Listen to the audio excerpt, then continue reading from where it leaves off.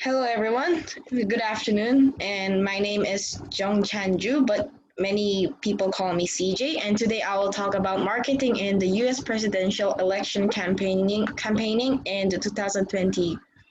So everybody knows that this year there is an upcoming presidential 2020 election in the U.S. And actually, the key word here is actually the collaboration between politics and the internet or technology. So actually, this trend that internet is influencing a lot in the presidential election has not been only started this year. Actually, it started from a long time ago, since ever since there was an internet platform or social media networks. So take the previous presidential election for an example as an example. So did you know that President Trump, the current president who won during that election, had 52 million followers in just only in Twitter. And on the other hand, Hillary Clinton had some issues regarding her email, and also the FBI had some conflicts with this email scandals. And as a result, many experts believe that this was actually one of the reasons why Hillary Clinton won and why Trump was able to win that election. It was, of course, quite a surprise that Trump won, but many experts believe that this was really one of the most powerful reasons why Hillary Clinton lost in that election.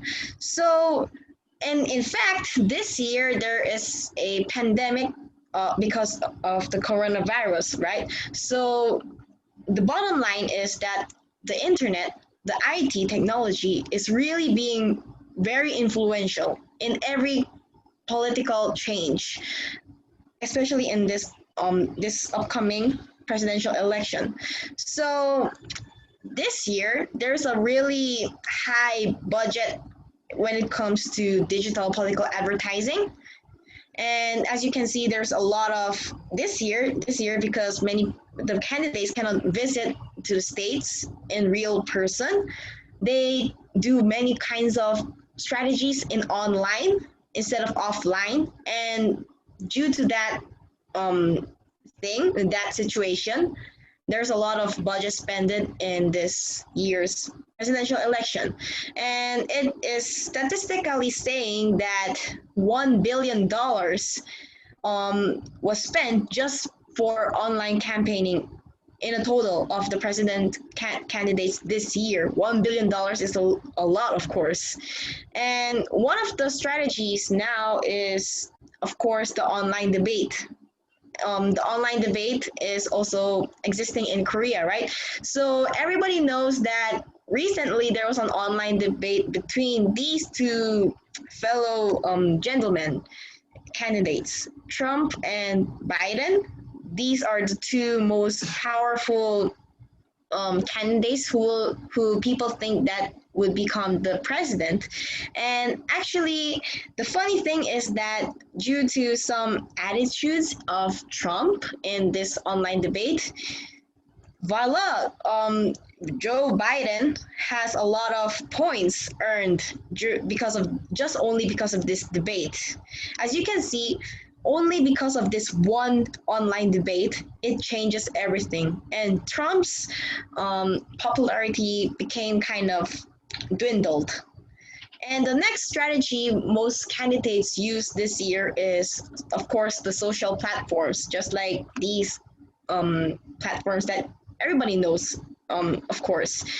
And it is said there that every Wednesday from 11 a.m. to 1 p.m., that critical time is when most people visit social platforms. So that is why there are many president candidates who post their online posters or campaignings or videos or those kind of things, or yeah, in social platform, especially on Wednesday. And yeah, actually Trump did that also in the previous election. Yeah, so that's why he also got some popularity through online. And this year, there's also another strategy, which is kind of good.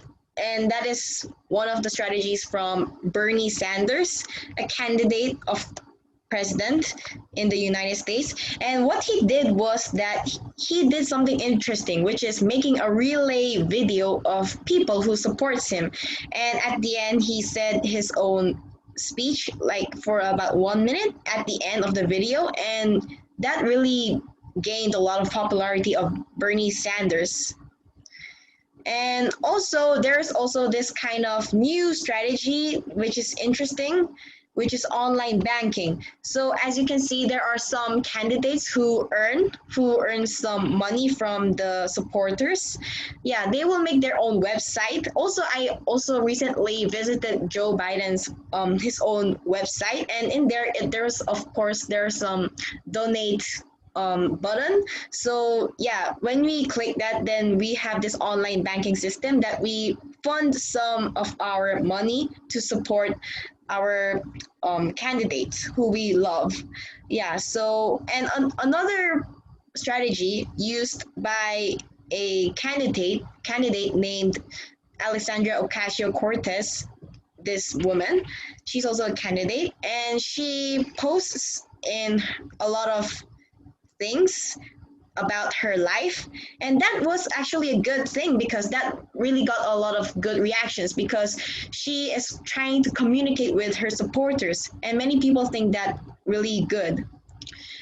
However, one professor named Geoffrey Peterson of Stanford said that doing in-person campaigning doesn't really change the voters' mind. So even though you do online platforms or those things in online instead of offline, it really doesn't change the people's minds psychologically. However, it is like something like if you support a person and if you see that person's posters in online or online strategies, then you will like have a stronger affiliation on that person. So that is kind of what virtual campaigning does to the candidates and the supporters.